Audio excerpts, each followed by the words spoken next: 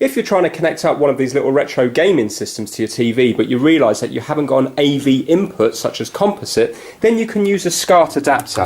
So if you have a look at the back of this TV here, we don't have the yellow, white and red connectors.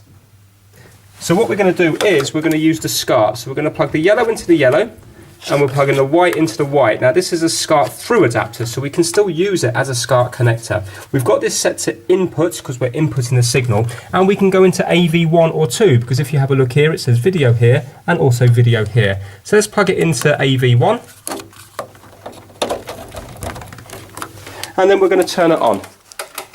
Now let's go round, get the remote control, and we're going to press AV and we're going to move it until we get to AV1. And now you can see that the game is working. Thanks for watching.